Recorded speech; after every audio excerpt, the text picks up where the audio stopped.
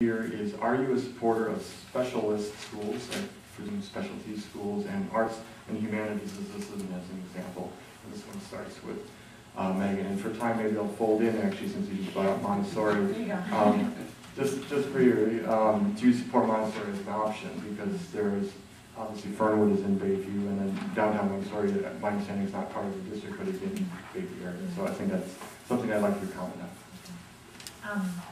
Yes.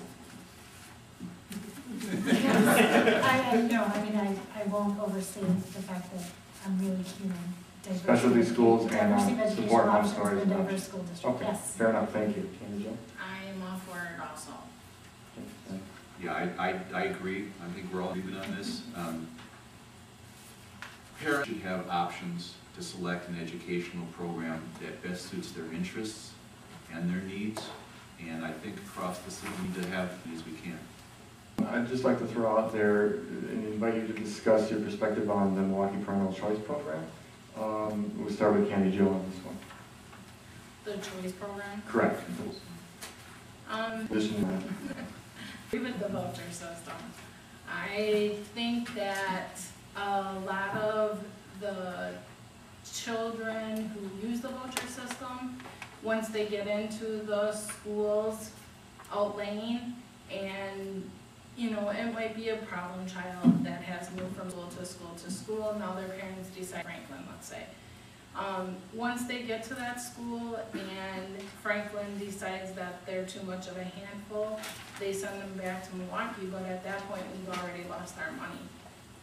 So I don't like that whole idea that you can voucher us out and then when they can't handle it, they flow back into the system. Okay, thanks. Voucher schools are here. I'm not in the barn. That's a fight that we don't have time to make right now. I'm 100% opposed to expanding the voucher program. I don't think we need to lift the cap on that, which is something that's being discussed in Madison.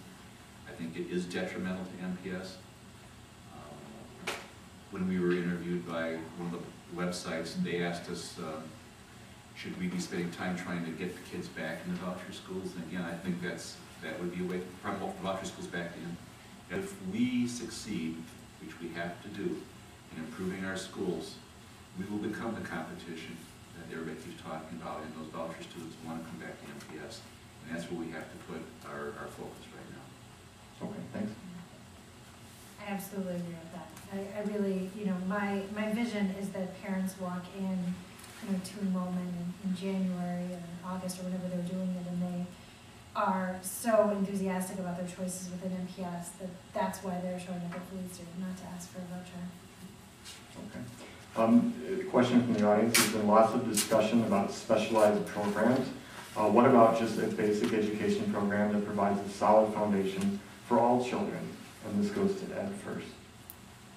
We're talking that as opposed to have specialty programs. Obviously, I don't think that we'll ever have a situation where every MPS school is purely a specialty program. There's certainly going to be a place to provide a solid core education for most of our students that want just that. My major focus, obviously, is math, science, and language skills. When I say language skills, I'm not just talking about being able to read and write effectively. I'm talking about a second language would be really apropos. We've got a world economy that our students are going to be going into when they graduate from high school, that the second language is a normal. I'd like to see us keep the programs for arts, music, and gym. We have issues with obesity in this country. Gym is really an important issue. Arts and music provide well-rounded individuals, and they also have been proven to help students with their math and science skills. So I think we need to do those things. And there's no reason why we shouldn't have some schools that are just basic education. That will be something that some parents are going to want. Okay, thanks. Absolutely. There are a number of, just amazing schools in MPS that are, what you think of when you imagine a school, when you see it on TV or see it in a movie. And there's absolutely a place for those in MPS. Just like there is for students that learn in different ways or that need a specialized environment.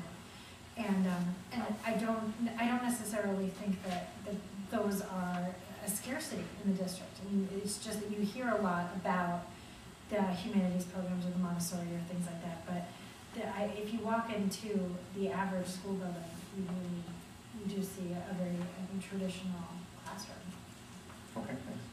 I think the traditional programs in all of our schools, but when you start dealing with the students themselves, you find that they have certain needs or excel or whatever, and the teachers have to steer them either way. If they're excelling, they need to be able to challenge that student, and if they're lacking in something, they need to be able to give them the attention that they need.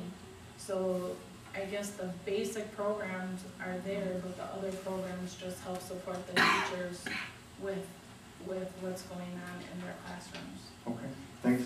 This next question will be the next to last question. This starts with Megan. Is there a disciplinary problem in NPS, and how would you address discipline across the district? Boy, the tough ones. Let me lay some ground rules for you guys now.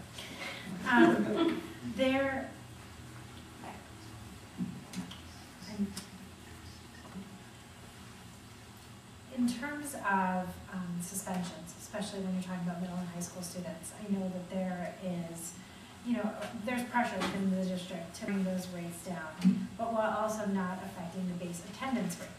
Because you will have students that are told, listen, we're not going to suspend you, but don't come to school tomorrow.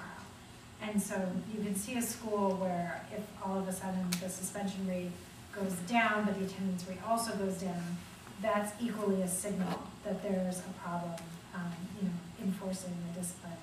There's a program called PBIS, Positive Behavior, give me the eye, somebody, initiatives? Interventions, there we go, and sports. That started 2 years ago in some schools. It went last year to more. This year it's more or less district-wide.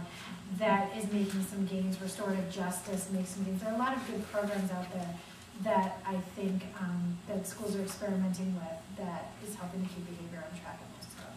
Thank you. There is discipline problems in the district, of course. We're dealing with, hundreds of children. But I think each school kind of attacks it on what the discipline problems are. Elementary schools, it always seems to fall where there is the least supervision to get the bus. In middle schools, it seems to be any time that they seem to be in a larger group.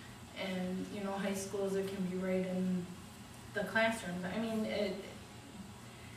the programs that are out there, the teachers need to stick with one and commit themselves to staying on track.